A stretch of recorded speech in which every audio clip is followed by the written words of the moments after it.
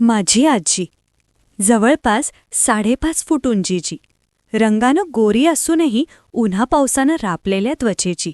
नवऱ्यामागं सगळा संसार गळ्यात पडूनही तिसऱ्या आमच्या पिढीवर हुकूमत गाजवणाऱ्या आजीच्या हातात 70 ओलांडली तरी काठी आली नव्हती.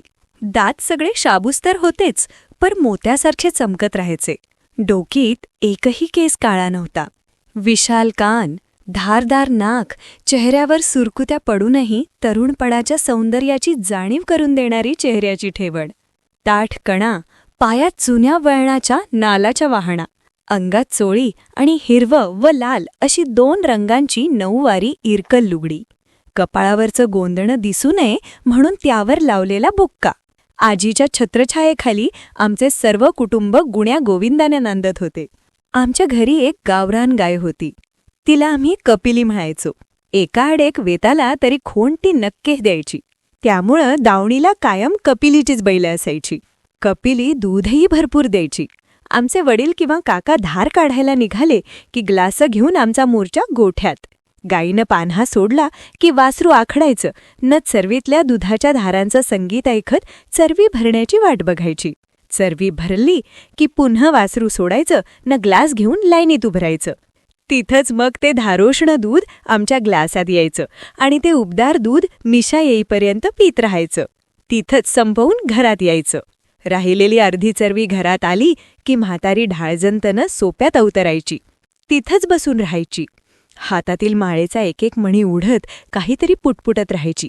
कारण एकच, माझ्या आईने व धाकट्या चुलतीने चहा करून पिऊ नये म्हणून सक्त पहार द्यायची. 4 घरच्या 4 सुना नांदायला आल्या. त्यांचा कुणाचा भरोसा द्यायचा. कोण कुणाच्या लेकराला किती देईल खात्री नाही, म्हणून आम्हाला गोठ्यातच दूध मिळण्यावर आजीचा कटाक्ष असायचा. आजी तिथं बसण्याचं आणखी एक कारण होतं. आमची आई थोरली होती. आपण बसून जावांना कामं लावायची. खरं तर आजीनं सगळ्यांना कामाच्या वाटण्या करून दिलेल्या. कुणी किती दिवस भाकरी करायच्या, कुणी धुणं धुवायचं, कालवण कुणी करायचं, भांडी कुणी घासायची, हे सगळं ठरलेलं असायचं. आणि आठवड्यानं प्रत्येकीचं काम रोटेशनप्रमाणे बदलत जायचं. प्रत्येकीला प्रत्येक काम आलंच पाहिजे यावर आजीचा भारी कटाक्ष.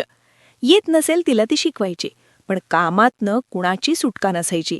भाकरी करपल्या की करणारणीला लाखोली, सरपण नीट नसलं की गड्यांची फजिती.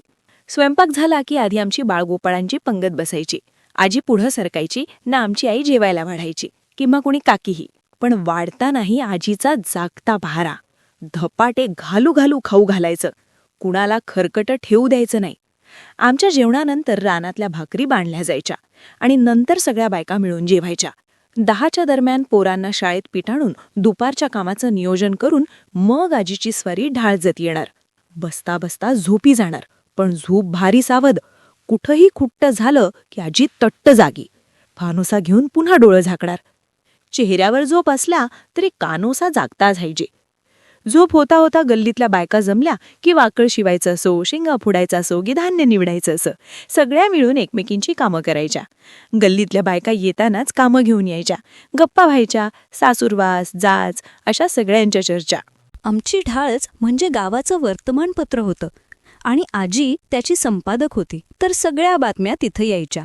त्यांची शहानिशा व्हायची न मग त्या गावभर जायच्या. कडूसं पडायच्या आधी ही मैफिल मोडायची. माणसांची वेळ झाली की म्हातारीची ढाळच सुटायची. माणसं ढाळजत बसायची. रात्री 8च्या दरम्यान ढाळजंचा दरवाजा लागला आणि एकदा आतनं आगळ टाकली की वाडा शांत व्हायचा. ही आगळ दरवाजाला लावणं किंवा ती काढणं म्हणजे आमच्यासाठी दिव्य असायचं.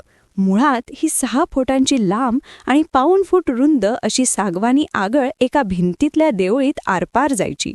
ती आरपार घालवून दरवाजा उघडणं किंवा तिच्या तोंडाला असणाऱ्या पितळी वाघाच्या जबड्यातील कडीला हात घालून ती बाहेर ओढणं व समोरच्या भिंतीतल्या देवळीत ढकलणं फार अवघड गणित होतं. ही आगळ म्हणजे दरवाजाचं, पर्यायानं वाड्याचं भरभक्कम संरक्षक कवच होतं.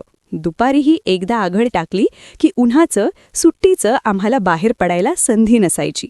तसाच रात्री त्या आगळीचा आधारही तितकाच वाटायचा. भर उन्हात मग आजीला जास्त त्रास होऊ न देता तिथंच ढाळजत, पडवीत, सोप्यात कुठेही आम्ही बैठे खेळ खेळायचो. चिंचोकी, गजगं, खापऱ्याच्या भिंगऱ्या, जिबल्या, चुळूचुळू मुंगळा, भोवरा, गोट्या असले खेळ असायचे. तर कधी घरातल्या सरपणातली लाकडं काढून विटी दांडू, भोवरं बनवीत बसायचं. भिंगऱ्या बनवताना त्यांना गोल आकार देण्यासाठी दगडावर घासत बसायचं. मधनं थुक्की आली की पाटी काळी कुळकुळीत व्हावी म्हणून खापरानं घासायची. तरवाड्याच्या वाळल्या शेंगांना छिद्र पाडून बाभळी काट्यात ओवायच्या. काट्याला आतून एक आणि बाहेरून एक शेळीच्या लेंड्या लावायच्या आणि भिंगऱ्या बनवायच्या. ज्वारीच्या ताटांच्या बैलगाड्या बनवायच्या. तालमीतली लाल माती आणून बैलं बनवायची. कधी गोल गोटे आणून ते घडत बसायचे आणि त्यांच्या छान छान गोल गोट्या बनवायच्या. मग सगळ्यांचा डोळा चुकवून हळूच सटकी मारायची ना गोट्या खेळायला जायचं. तिथंच कुरीचा डाव रंगायचा. ज्यांना खेळायची संधी मिळायची नाही ती पोरं माकडासारखं वडाच्या पारंब्यांना लोंबकळत राहायची. झोका खेळायची. उतरताना पारंब्यांच्या शेंड्यांना फुटलेली पिवळी पालवी शेव शेव म्हणून खायची. देवळात जायची.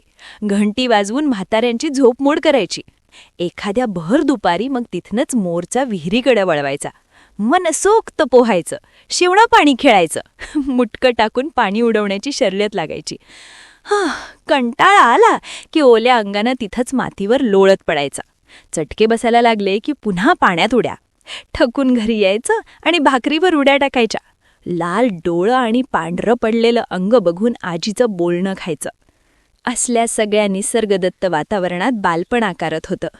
गाभोळ्या चिंचा, मिठाचे खडे आणि कच्च्या कैऱ्या, बांधावरची बोरं, चिंचांचे तौर, उंबर, ढाळं, काटाड्यावर भाजलेली कणसं, गहू ज्वारीचा हुरडा, कच्ची वांगी, गवार, छोटी तंबाटी, शेंड्या, कलिंगड, शेंदाडं, करडीची पात्रांची भाजी, ज्वारीची हिरवी गार ताटं, कवठं, तुरीच्या मटकीच्या शेंगा, त्यांची उकड, हुलग्याचं माडगं असा सगळा रानमेवा पोटात जात होता. आम्ही वाढत होतो, भांडत होतो, पुन्हा एकत्र खेळत होतो. ढाळजंत आजीच्या धाकात अभ्यास करत होतो. आजीच्या मायेच्या सावलीखाली आम्ही मोठे होत होतो. व्हिडिओ आवडला असेल तर लाईक या बटनावर क्लिक करा. चॅनलला सबस्क्राईब करा आणि तुमच्या मित्रमैत्रिणीला हा व्हिडिओ शेअर करा. कॉमेंट बॉक्समध्ये तुमचे नाव व गावाचे नाव कॉमेंट करा.